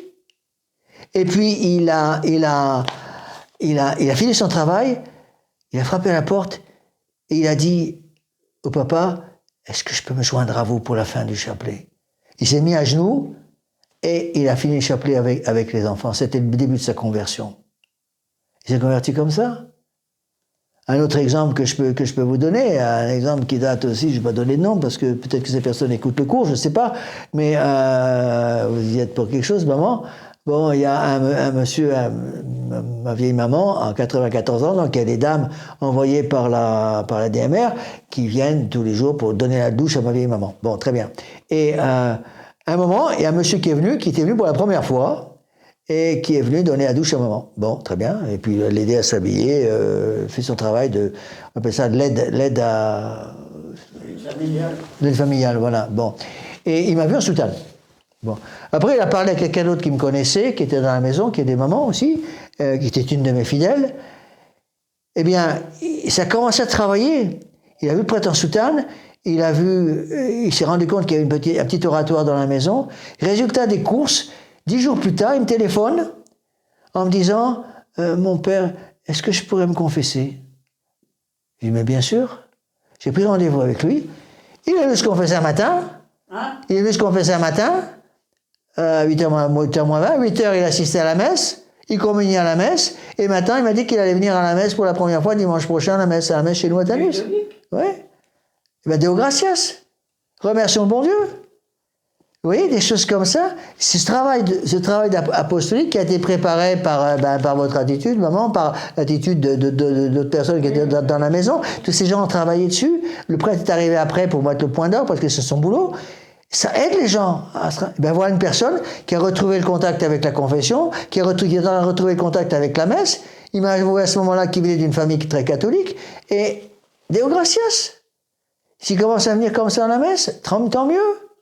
Autre exemple, un ouvrier qui est venu dans les travaux de la chapelle, avant de terminer la chapelle, on a dû faire venir un ouvrier pour vérifier l'état des charpentes. Bon, donc il a mis des échafaudages pour vérifier un peu les charpentes, et il faut mettre des produits pour empêcher les insectes de rentrer les xylophanes de rentrer dans les charpentes, tout casser. Donc, il a trouvé la chapelle déjà très belle, elle n'était pas finie, loin de là. Et puis il a dit, je vais venir, parce qu'il était dans le boule dans le métier. C'était son métier. C'était de traiter les charpentes. Il dit, bon, je viens la semaine prochaine avec un copain et on va vous traiter les charpentes. Et puis ça sera gratuit. Ça sera gratuit pour vous. Merci monsieur. Résultat des courses. Quelques mois plus tard, mes frères à la retraite. Il a suivi la retraite avec moi, il n'était même pas chrétien. Même pas baptisé, il est venu suivre la retraite. Maintenant, il vient à la messe souvent le dimanche. Il m'a amené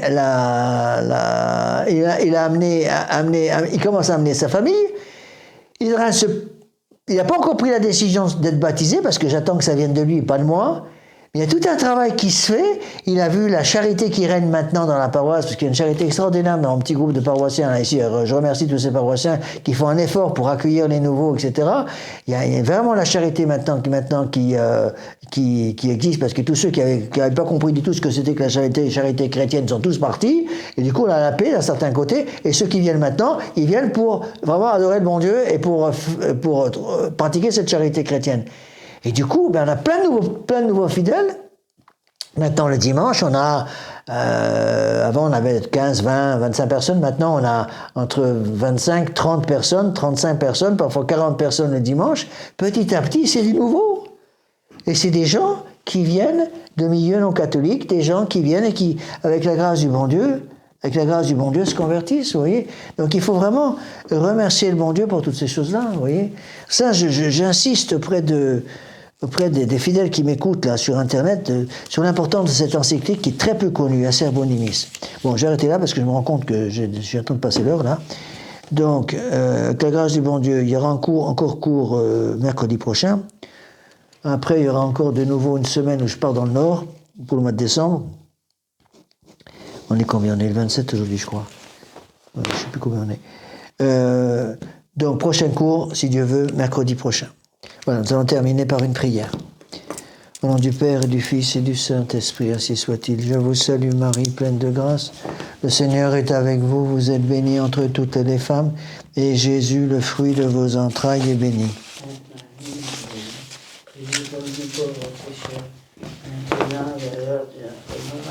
Nos saints anges gardiens, Saint Pédis, Saint Joseph, Saint Thomas d'Aquin, au nom du Père et du Fils et du Saint-Esprit, ainsi soit-il.